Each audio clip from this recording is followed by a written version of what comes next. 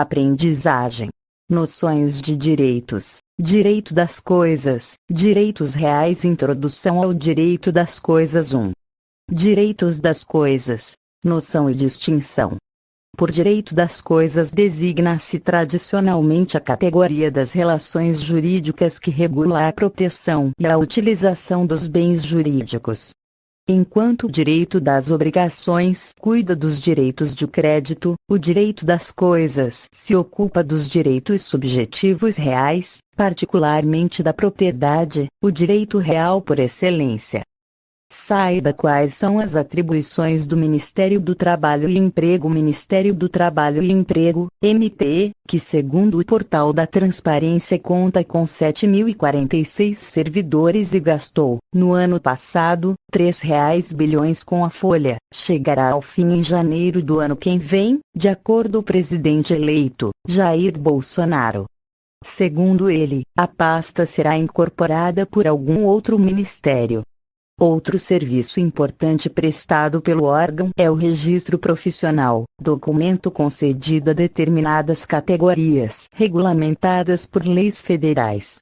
Dentre esses grupos, estão jornalistas, publicitários, arquivistas, artistas, sociólogos e secretários.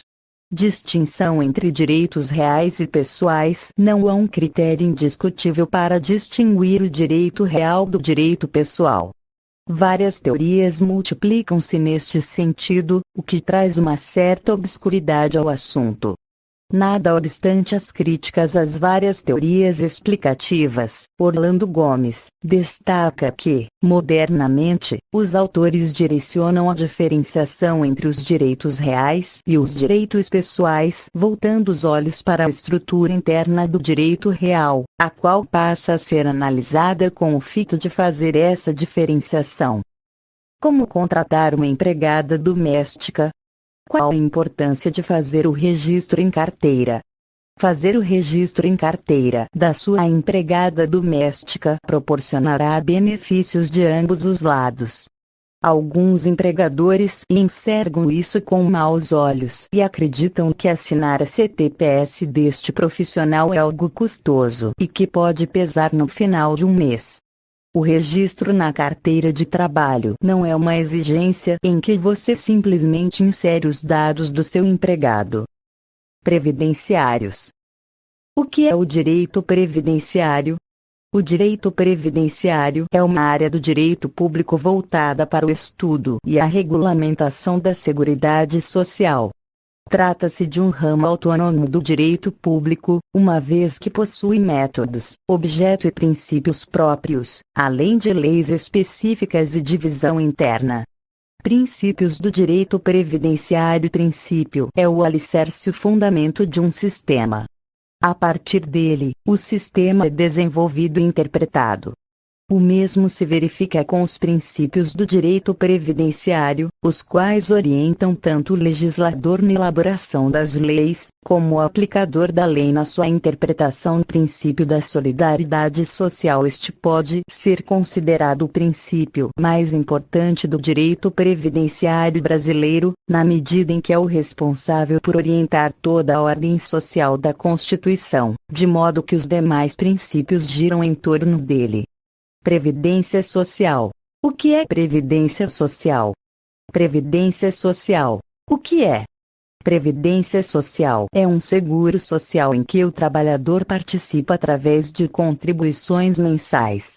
O benefício dessa contribuição é garantir ao trabalhador segurado uma renda na hora em que ele não puder mais trabalhar, ou seja, quando ele se aposentar. Em outras palavras, a Previdência Social é o sistema público que garante as aposentadorias dos trabalhadores brasileiros. Qual a diferença de RGPS e RPPS? Você certamente já ouviu falar dessas duas siglas, mas o que elas representam na prática? Bom, RGPS e RPPS são tipos de regimes da Previdência Social no Brasil. É a partir deles que as regras para as aposentadorias são estipuladas. RGPS, ou, no caso, Regime Geral da Previdência Social, é o sistema mais abrangente da Previdência Social. Todo trabalhador de carteira assinada é automaticamente vinculado a esse regime. Como funciona a Previdência? A Previdência Social no Brasil funciona a partir da mesma lógica usada em um seguro. Qualquer seguro funciona por conta da existência de subgrupos, alguns superavitários, outros deficitários. Estes são sustentados por aqueles. O que isso quer dizer? Simplesmente que as contribuições dos trabalhadores ativos servem para custear os benefícios dos trabalhadores inativos, aposentados, pensionistas e outros. Os números da Previdência Social no Brasil. Conforme dados da Instituição Fiscal Independente, em dezembro de 2018, o RGPS somava 30,3 milhões de beneficiários. Isso representou uma despesa total, RGPS combinado aos benefícios assistenciais, de R$ 553,95 bilhões, dos quais R$ 446,60 bilhões eram referentes aos trabalhadores urbanos e R$ 107,35 bilhões aos trabalhadores rurais. Ainda de acordo com a instituição, o número de beneficiários totais, RGPS e benefícios assistenciais, saltou de 18,8 milhões em 1999 para 35,1 milhões em 2018. Atendimento. Dicas para melhorar seu serviço de atendimento ao cliente. Praticamente todo mundo que tem um negócio, online ou físico, lida com clientes todo dia, mas, você já parou para pensar sobre a eficácia do seu serviço de atendimento ao cliente? Dê uma pausa no automático e pense. Quais são as coisas mais importantes que você pode fazer no suporte ao cliente que realmente afetarão sua lucratividade e manterão toda a sua equipe saudável e produtiva? Automatize processos. Quem presta serviço de atendimento ao cliente sabe de uma coisa: as perguntas se repetem constantemente. Na maioria das vezes, seus clientes chegam até você com um problema ou pergunta que você já ouviu antes e provavelmente vai ouvir de novo, e de novo, e de novo. No entanto, quando se trata de automação, há algo muito importante para se ter em mente. No atendimento ao cliente, você deve automatizar somente processos, nunca relacionamentos.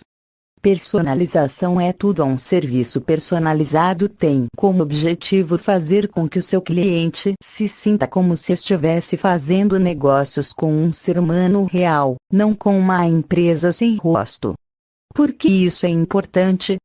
Porque quando seus clientes sentem que estão sendo ouvidos e considerados, eles se tornam clientes melhores, o que é uma vitória para ambos os lados. Quanto mais você conhece o seu cliente, mais tem visto o que ele deseja, quase que vira uma atitude automática por parte da sua empresa. Já chegou em alguma loja que tem costume de ir o vendedor te entrega exatamente o que você quer, sem fazer nenhuma pergunta? Isso é atendimento de excelência. A parte de tomar em consideração é aquela que diz sobre a sua relação com o seu cliente. Você precisa tratá-lo como um amigo, uma pessoa querida, alguém que você quer bem. Nunca como aquele chato que você não aguenta mais ver e passa longe quando avistou na rua. Invalidez. Quem tem direito à aposentadoria por invalidez? O segurado que cumprir os requisitos da aposentadoria por invalidez, ou seja, que cumpra a carência mínima e tenha sido acometido de alguma incapacidade que o impossibilite para o trabalho. É importante salientar que a aposentadoria por invalidez não será concedida se a moléstia que acomete o segurado for anterior à filiação ao regime geral, ou seja, ocorrer antes de o segurado começar a contribuir para a Previdência. Carência. A carência mínima para aposentadoria por invalidez é de 12 meses de contribuição.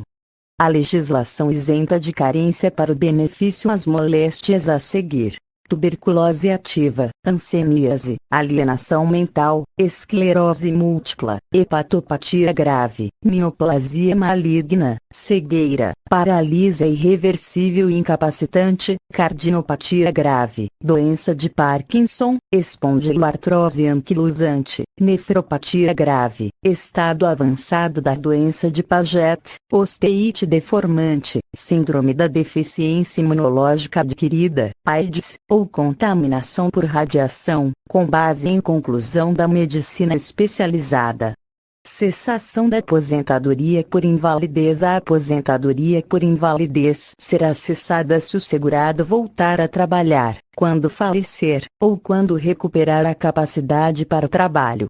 Quem tem direito à aposentadoria por invalidez? O segurado que cumprir os requisitos da aposentadoria por invalidez, ou seja, que cumpra a carência mínima e tenha sido acometido de alguma incapacidade que o impossibilite para o trabalho. É importante salientar que a aposentadoria por invalidez não será concedida se a moléstia que acomete o segurado for anterior à filiação ao regime geral, ou seja, ocorrer antes de o segurado começar a contribuir para a Previdência. Morte e idade avançada.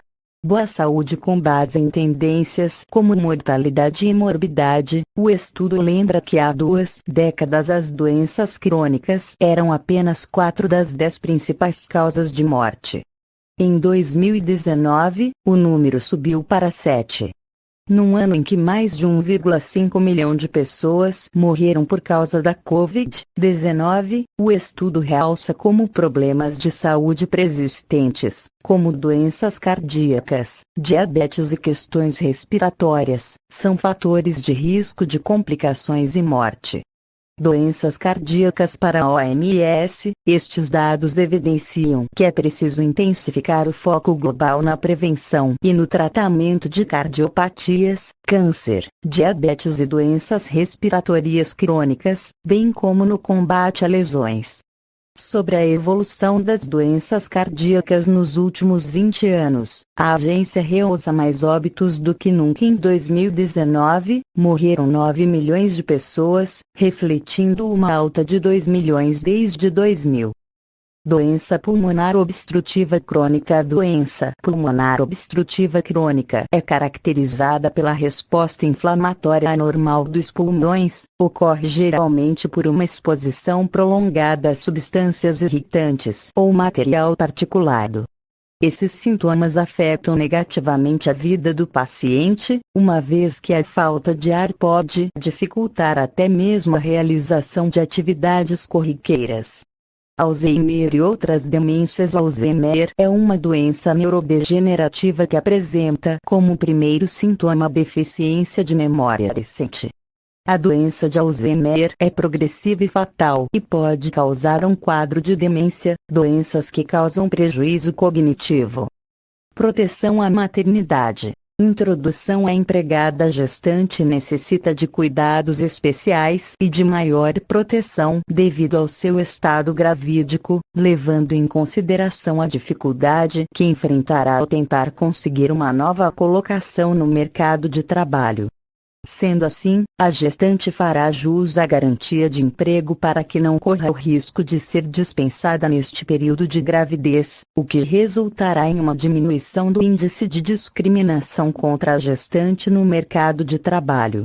A evolução da proteção à maternidade é com ênfase inicial na Revolução Industrial, onde as mulheres que ingressaram no mercado de trabalho obtinham preferência na contratação, pois faziam serviços idênticos aos dos homens, entretanto, sujeitavam-se a salários inferiores aos destes. Trabalhavam em jornadas de 14 a 16 horas por dia, em lugares prejudiciais à saúde. Nessa época, as mulheres gestantes, que trabalhavam para as empresas, não possuíam nenhum amparo legal que defendesse seus direitos. Trabalho da mulher. Para entender melhor as conquistas implementadas pelas mulheres ao longo desses anos, é necessário fazer uma breve noção histórica acerca do que as mulheres representaram no que diz respeito à evolução econômica mundial. A divisão do trabalho nas sociedades primitivas era dada de formas distintas aos homens e mulheres.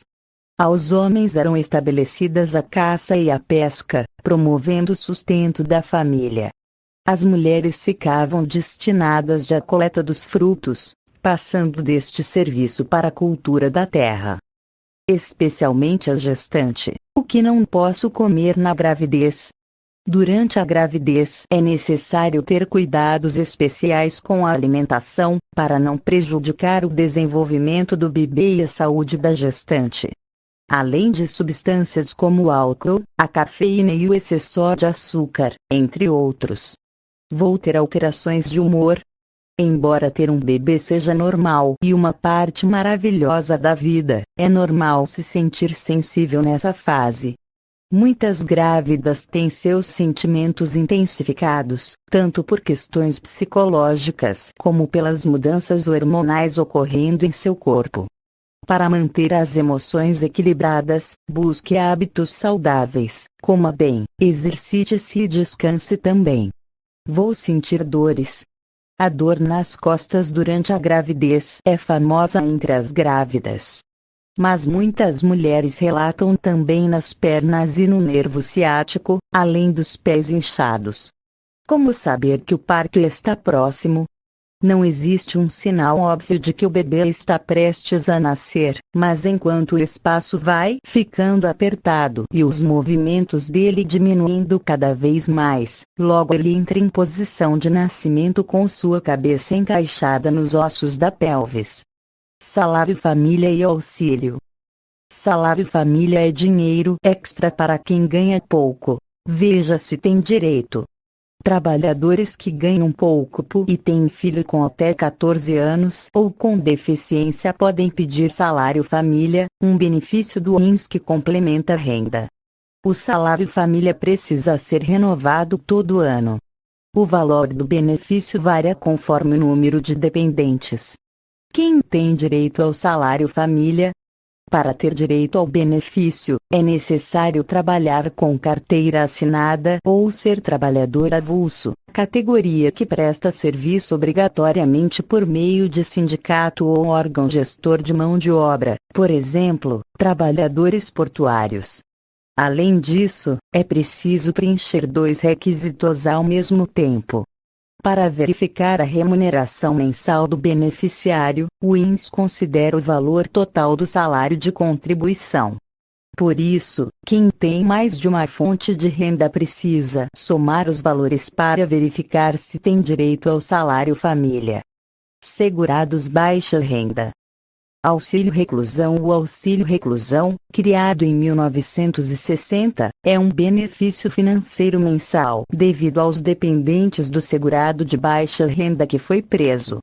E para deixar mais evidente para você, o valor do benefício é pago para os dependentes do segurado detido, e não para ele. Desse modo, o auxílio reclusão é feito para que a família do preso não fique, de forma repentina, carente pelo fato da recursão do segurado, principalmente se ele for o único que levar renda para casa. Quem tem direito ao auxílio reclusão? Como acontece na pensão por morte, as pessoas que têm direito ao auxílio reclusão são chamadas de dependentes. Eles devem, obrigatoriamente, depender economicamente do segurado preso para conseguir se sustentar. Pensão por morte do segurado. Pensão por morte. O que é, quem tem direito, valor e prazo INSS. A pensão por morte é um dos 2 únicos benefícios previdenciários que é devido aos dependentes do segurado, e não ao próprio segurado. O outro é o auxílio reclusão. Ela é paga aos dependentes do segurado que falecer ou, em caso de desaparecimento, tiver sua morte declarada judicialmente. Quem tem direito à da pensão por morte? Tem direito à pensão por morte os dependentes do falecido que fosse seguro da Previdência Social.